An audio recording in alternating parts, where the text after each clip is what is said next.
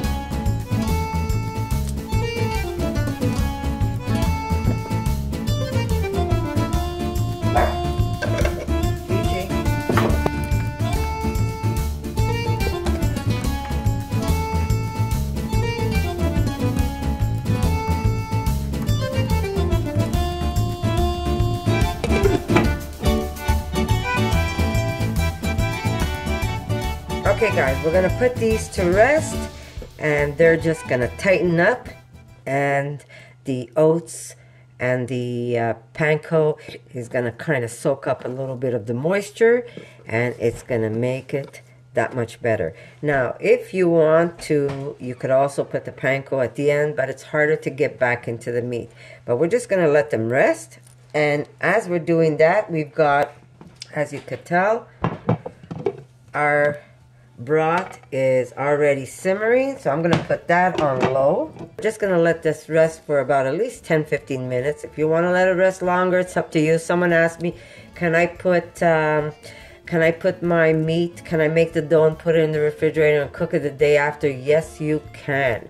It's going to be even better for you because the meat and the fibers tighten up and you're going to get a firmer dough. Remember, the key is not too much water. If you put too much water, your meat is going to end up being very watery. Okay, so I'll see you in about 10 minutes. Okay, here we go. So, people probably ask, why am I switching up the recipes all the time? Well, I switch it up because I'm always trying to find that perfect recipe. Now, the one with the beets, you're going to have a lightish pink meat, wheat meat in between when you cut it. So that's nice to have. Sometimes, now you see, as you could tell, when I beat my... when I put my beet in the processor or in my bullet, I blend it up where there's tiny little chunks, and those little chunks are going to also help break up the fibers of the meat. So it's just, it helps make your meat not as tough and a little more tender when you bite into it. So just give this a try. You never know, you might like this one better than the other one, and it's really up to finding that perfect meat, that perfect texture, that perfect taste for yourself. So we're gonna cook these up now. I'm just going to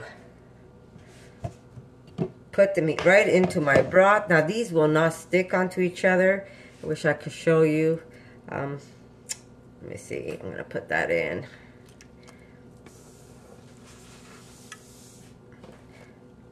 There we go. Just, and if you just flip it over, they will not stick onto each other. And you can lay it right over the onion and the garlic, it doesn't matter. And there you go. We're going to cover this, and we're going to simmer this for at least 45 minutes in the on the burner. We're not going to put this in the oven. It's going to go on the burner, but it has to be a very low simmer.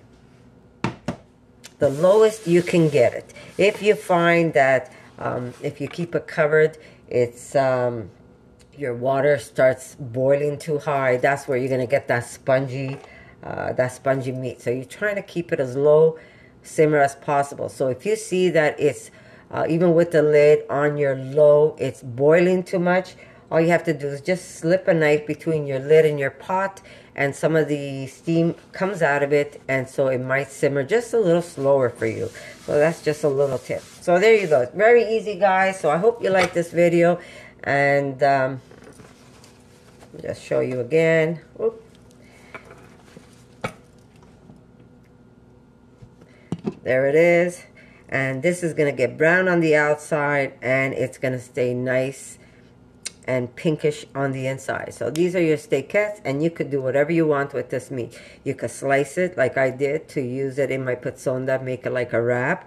You can leave them whole and just put them after they're cooked in the water, and you want to cook them for a dish. You could just pan fry them with a little bit of rosemary and olive oil, and just do whatever you want to do with that. There's so many ways. If you need minced meat, grab some of these, throw them in the food processor, and turn it into minced meat. Seitan is very versatile. There's so many things you can do. So I hope you like this recipe, guys, and if you do, share it with your friends. Give me a thumbs up. Leave me a comment. Tell me if you've tried it and if you've made it and how you like it. And guess what, guys? I'll see you in my next video. For more videos like this, make sure to subscribe to Connie's RAWsome Kitchen. Give it a thumbs up and share it with your friends.